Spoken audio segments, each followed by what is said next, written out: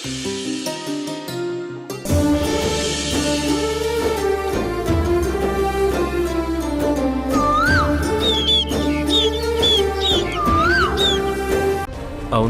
ఏంటి సడన్ గా వచ్చావు?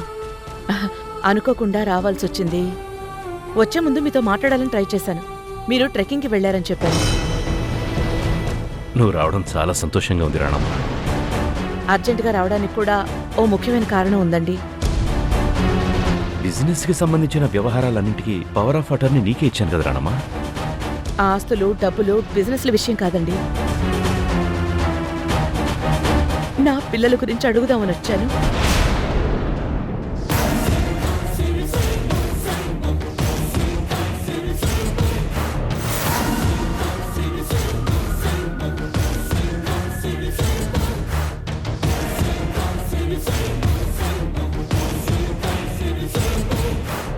మీ పాత సూట్ కేసులో ఈ ఫోటో దొరికింది.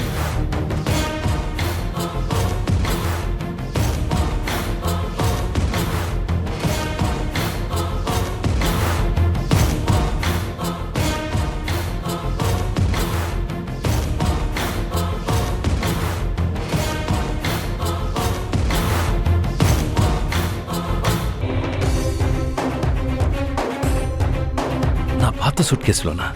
అవును ధర్మతేజ గారు, ఈ ఫోటోతో పాటు 3 పిల్లలు చిన్నప్పుడు వేసుకున్న బట్టలు కూడా దొరికాయి. ఈ ఫోటోలు, బట్టలు మాత్రమే ఎందుకు దాచిపెట్టారో తెలుసుకుందామని వచ్చాను. ఇప్పుడు ఈ ఫోటో గురించి, బట్టల గురించి నీకేం కావాలి రాణమ్మ? ఈ చిన్నప్పటి ఫోటోలో ఉన్నది కృష్ణ, కార్తీక, కావేరేనా?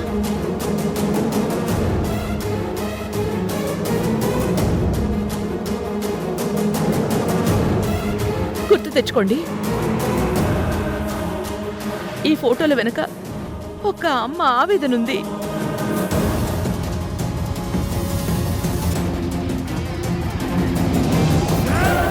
మీరు చెప్పే నిజం. 20 సంవత్సరాలుగా ఒక తల్లి పడుతున్న గుండె కోతకు సమాధానం దొరుకుతుందండి. ఆలోచించండి.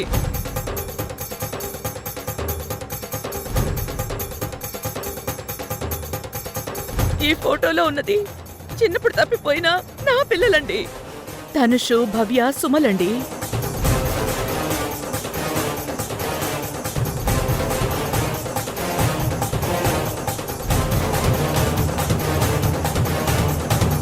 నా దగ్గర నుంచి తప్పిపోయిన పిల్లలు మీకు దొరికారా?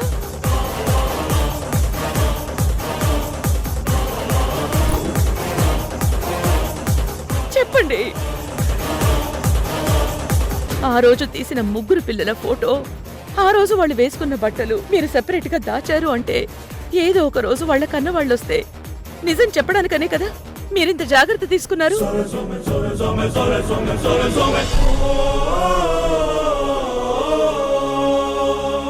నిజంగా మీ గొప్ప మనసుకు దండం పెడుతున్నానండి. గతం గుర్తు తెచ్చుకొని చెప్పండి, నిజం చెప్పండి.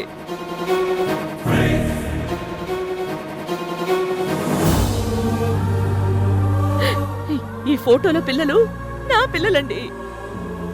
వాళ్ళు మీకెక్కడ దొరికారండి? నా పిల్లలకి కృష్ణ, కార్తీక, కావేరిని పేరు పెట్టి పెంచి పెద్ద చేశారు. అవునా? అది గుర్తుకొస్తుందా అండి? ధర్మతేజ్ గారు చెప్పండి, ఈ ఫోటోలో ఉన్న పిల్లలే మీ దగ్గరున్న పిల్లలా? మీరిలా మౌనంగా ఉంటే ఏమనుకోవాలి? మాట్లాడండి. రాణమ్మ, నువ్వేం మాట్లాడుతున్నావో నాకు అస్సలేం అర్థం కావట్లేదు. నువ్వు స్పృహలో ఉండే మాట్లాడుతున్నావా? కృష్ణ, కార్తీక, కావేరి మన బిడ్డలే కదా. నేను గతం మర్చిపోయినప్పుడు నువ్వే కదా మన పిల్లల్ని నువ్వు పరిచయం చేసావు. నువ్వు నా భార్యవేనని పంకజం కూడా చెప్పింది కదా. కృష్ణ, కార్తీక, కావేరి మన పిల్లలే కదా రాణమ్మ. నువ్వేంటి సపరేట్గా నీ పిల్లలు అంటున్నావు? అంటే ఈ ఫోటో, సూట్ కేసు, ఆ బట్టలు. ఈ ఫోటో గురించి కానీ, ఆ సూట్ కేసులో బట్టల గురించి కానీ నాకేం గుర్తుకు లేదు.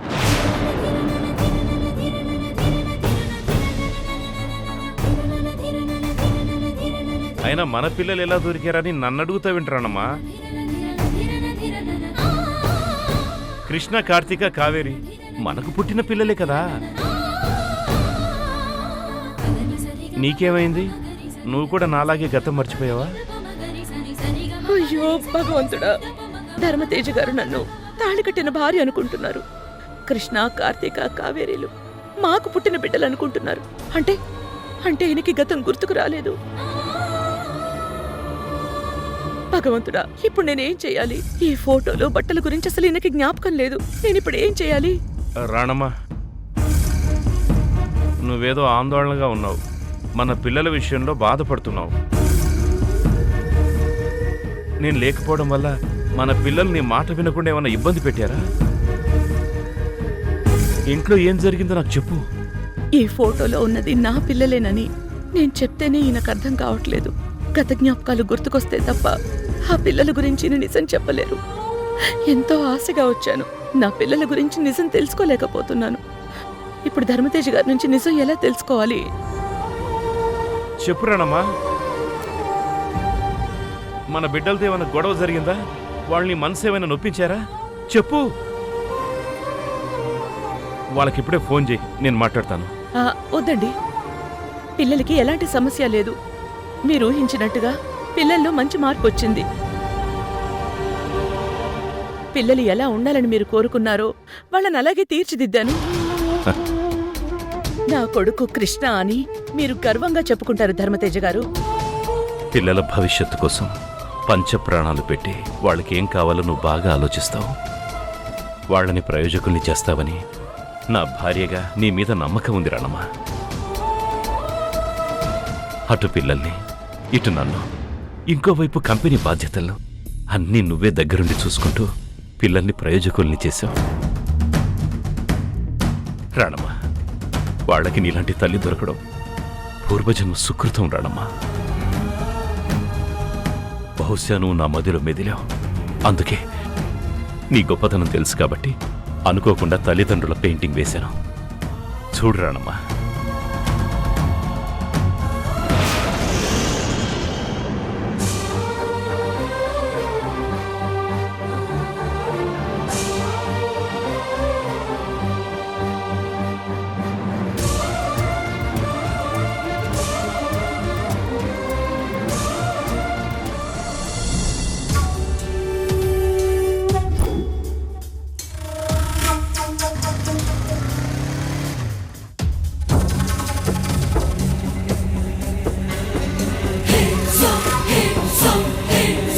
కార్తీక అంటే మీరే కదా? అవును, ఫోన్లో చెప్పింది అర్థమైంది కదా? అర్థమైంది. మీరు చెప్పినట్టే చేస్తాను.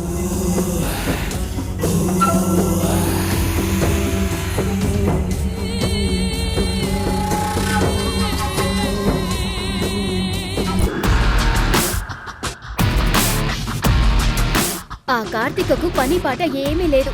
ఎప్పుడు చూసినా కారులో ఊరేగుతూ ఉంటుంది. నాకు అవసరమైనప్పుడు ఎప్పుడు కారు ఇవ్వదు. సరే, కార్తీక వచ్చాక నాకు ఫోన్ చెయ్యి. నేను చెప్పిన అమ్మాయి తానే.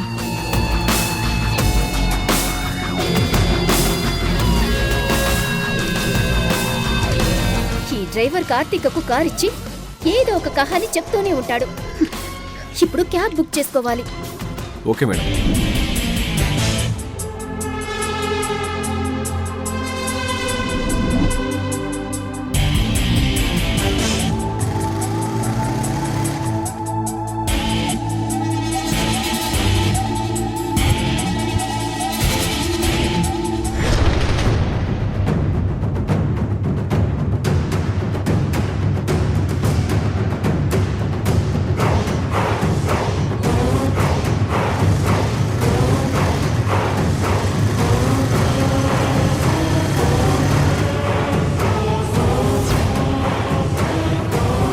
Excuse me madam. చెప్పండి. మేడం, నేను ఈ ఏరియా కొత్త.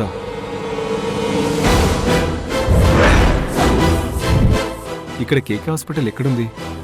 అలా స్ట్రైట్ గా వెళ్ళి రైట్ తీసుకోండి. ఒకటే రూట్ ఉంది. మేడం, నా ఫోన్ స్విచ్ ఆఫ్ అయింది. రూట్ మ్యాప్ కూడా లేదు. అర్జెంటుగా వెళ్ళాలి. అయితే నేనేం చేయాలి? మీరు ఒకసారి నాతో పాటు వచ్చి హాస్పిటల్ ఎక్కడుందో చూపిస్తారా ప్లీజ్? మా అమ్మాయిని అదే హాస్పిటల్లో జాయిన్ చేశారు. అర్జెంటుగా వెళ్ళాలి మేడం. అవునా? Please madam, urgent madam. సరే పదండి, చూపిస్తాను. Plan success. ఇదే టైంలో కళ్యాణ్ పోలీస్ డ్యూటీకి వెళ్తూ ఉంటాడు.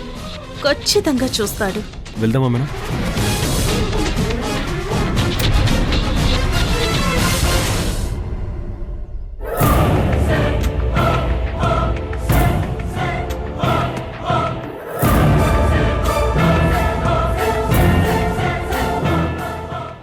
ఎస్, కళ్యాణ్ చూశాడు.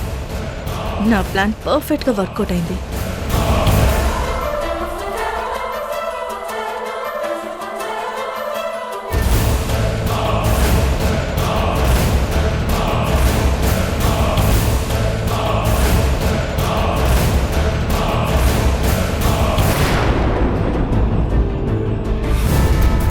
డ్రైవర్, ఆ వెహికల్ని ఫాలో అవ్వు.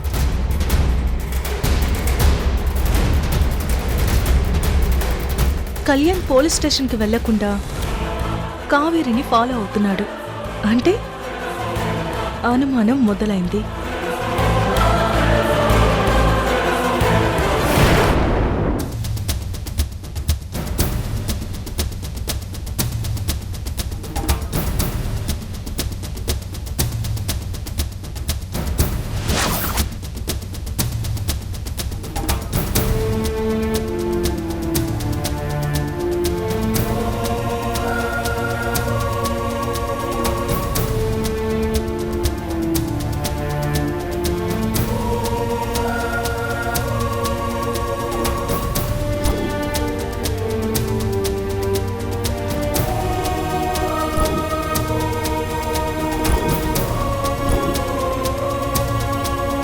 ఇదే ఆ కేకే హాస్పిటల్. ఇక్కడ ఆపండి.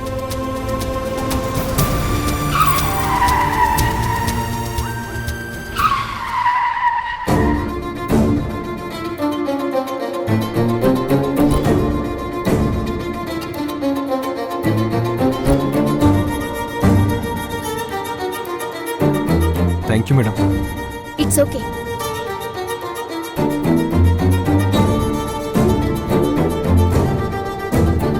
కార్ దిగి కావేరి దగ్గరికి వెళ్ళలేదంటే అనుమానం పెనుభూతం మైండ్లో స్టార్ట్ అయిందనమాట. మీ అమ్మగారిని జాగ్రత్తగా చూసుకోండి. బాధపడకండి, ఓకేనా? అలాగే మేడం. హ్మ్.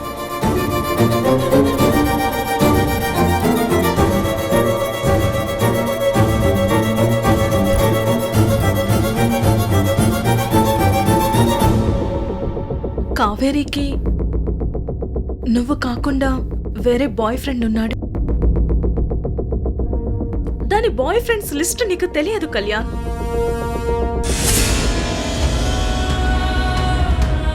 కార్తీక్ చెప్పిన కావేరి బాయ్ ఫ్రెండ్ వీడేనా? ఛీ, ఏంటి ఇలా ఆలోచిస్తున్నాను?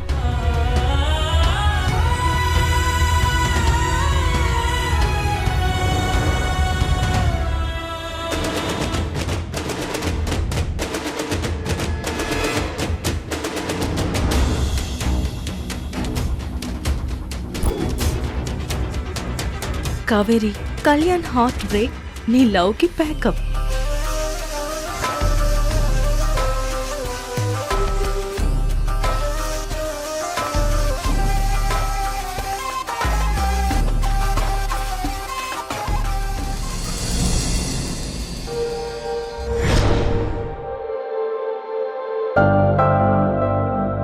మేం కడప జిల్లా వేంపల్లి నుంచి వచ్చాం. మా అబ్బాయికి వెన్ను నొప్పండి. ఎక్కడ చూపించినా తగ్గట్లేదు. చూడమ్మా, మీరు కరెక్ట్ ప్లేస్కి వచ్చారు. మా అయ్యవారు ఆయుర్వేద చికిత్సలో చాలా అనుభవజ్ఞులు. అందుకే అపర ధన్వంతరి అనే పేరు ప్రఖ్యాతులున్నాయి.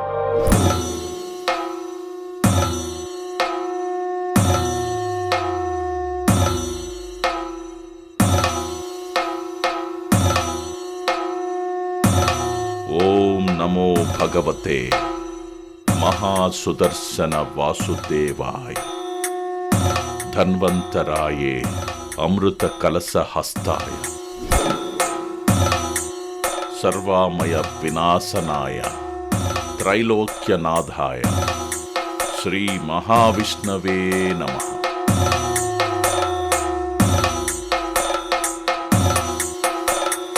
ఈ ధన్వంతరి క్షేత్రంలో కూలీ నాలి ధనిక భేద అనే భేదం లేకుండా అందరికీ అందుబాటులో ఈ ఆయుర్వేద వైద్యాన్ని అందించాలన్నది మా అయ్యవారి ధ్యేయం.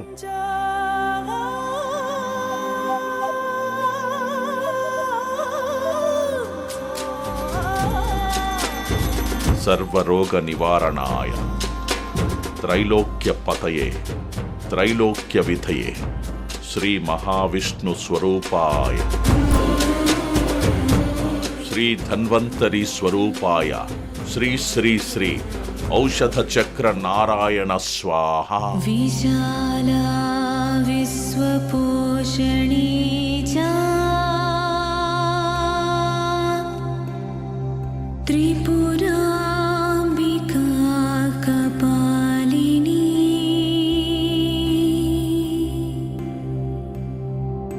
పాదఘట్ట ప్రభావాసి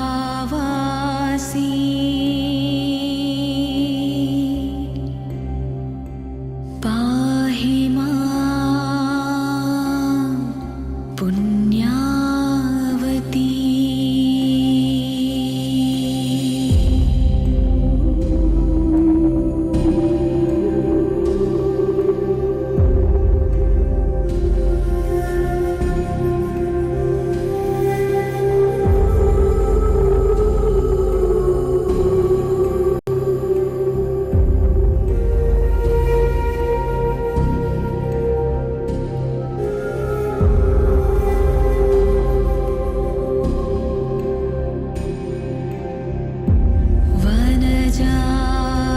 వనజావనరక్షిణీ చ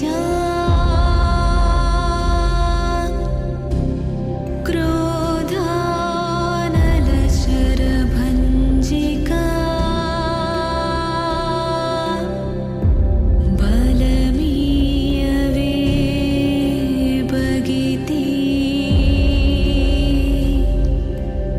మతినీయవే సుమతికా జీవధారా జలజాక్షితా చ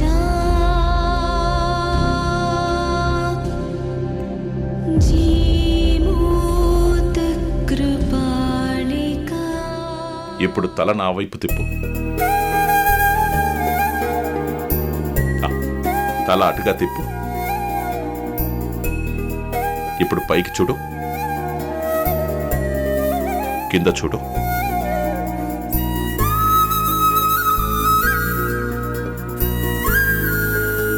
అమ్మా, ఇప్పుడు నా మెడ తిరుగుతుంది, తలనొప్పి కూడా తగ్గిపోయింది. మ్మ్. దశమాల కషాయం, చూర్ణం, మూలికా నూనె 3 వీళ్ళకిచ్చి వివరంగా చెప్పి వీళ్ళను పంపించండి. తగ్గిపోతుందమ్మా. మ్మ్.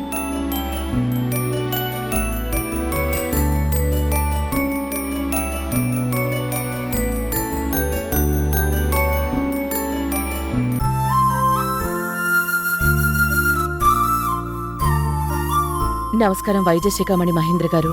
నమస్కారం. మీ రాక మాకు మహదానందం రానమ్మగారు. ధర్మతేజ గారిని కలిశారా? ఇప్పుడే కలిసి మాట్లాడానండి. ముందు కంటే చాలా ఉత్సాహంగా కనిపిస్తున్నారు. ఈ ఆయుర్వేద క్షేత్రానికి మీలాంటి వాళ్ల నమ్మకం అభిమానాలే కొండంత అండ. ఈరోజు భారతదేశంలో నలుమూలల నుంచి ఆయుర్వేద చికిత్స కోసం వస్తున్నారు. మన భారతదేశంలో పురాతన ఆయుర్వేదానికి ఆధునిక రూపాన్నిచ్చి ఎంతోమంది జీవితాలను ఆనందమయం చేశారు. అందుకే మిమ్మల్ని ధన్వంతరి ముద్దుబిడ్డ అంటారు. మీ అభిమానానికి సంతోషం. ధర్మతేజ గారు చాలా ఉత్సాహంగా యాక్టివ్గా ఉన్నారే గాని ఇంకా గతం గుర్తుకు రాలేదు కదండి. మ్మ్. ఆయన గతం గుర్తుకు రావడానికి మా ఆయుర్వేద పద్ధతిలో చాలా చికిత్స చేశాం. గతం గుర్తుకొచ్చేలా మానసికంగా మెదడుని సంసిద్ధం చేశాం. ప్రకృతితో మమేకమవ్వడం, ప్రశాంతంగా ఆలోచించడం, ఇదిగో పెయింటింగ్స్ వేయడం, ఇవన్నీ చేస్తూనే కొన్ని ఆయుర్వేద చికిత్సలు చేశాం. ఉదాహరణకి అదిగో పెయింటింగ్ నేర్పించాలి, దానికోసం తను ఏదో ఒకటి గుర్తు చేసుకుంటూ ఆ గుర్తు చేసుకునే ప్రక్రియలో గతం తాలూకు జ్ఞాపకాలు బయటకొస్తాయి. గతం గుర్తుకు రావడానికి కావలసిన మానసిక సంసిద్ధత కల్పించే ప్రక్రియని మేం పూర్తి చేశాం. కాబట్టి ఏ క్షణంలో ఎప్పుడు ఎలా గతం గుర్తుకొస్తుందో మేం చెప్పలేం. కానీ ఖచ్చితంగా గతం గుర్తొస్తుంది రాణమ్మ గారు. అంటే ప్రస్తుతానికి ఇంకా ఆయన గతం గుర్తుకు రాలేదు. కొన్ని ఆయుర్వేద మందులు క్రమం తప్పకుండా ఇస్తుండాలి. ఖచ్చితంగా గతం గుర్తుకొస్తుంది. అయితే ధర్మతేజ గారిని ఇంటికి తీసుకెళ్ళొచ్చా? తప్పకుండా. ధర్మతేజ గారి చికిత్స పూర్తయింది, మీరు తీసుకెళ్ళొచ్చు. ఆయనకు ఆ గతం గుర్తుకు రావాలని మేమంతా ఎదురు చూస్తూ ఉన్నాం. ఆయనకి గతం గుర్తుకొస్తే ఎన్నో చిక్కుముళ్ళు విడిపోతాయి. హ, మీ ఆందోళన నేను గమనిస్తున్నాను. ఒక గొప్ప బిజినెస్ మ్యాన్ గతం కోల్పోతే ఎంత కష్టంగా ఉంటుందో నాకు బాగా తెలుసు. ధర్మతేజ లాంటి బిజినెస్ మ్యాన్ మా ఆయుర్వేద క్షేత్రంలో పునర్జన్మ పొంది వెళ్తారు. మీరు నిశ్చింతగా ఉండండి. ఇంటికి వెళ్ళాక ఆయన కొన్ని మందులు తీసుకోవాలి. వాటి కోసం నా శిష్యుల్ని పంపించాను. వాళ్ళు మందులు తీసుకురాగానే మీరు వెళ్ళొచ్చు. అలాగేనండి, మంచిది.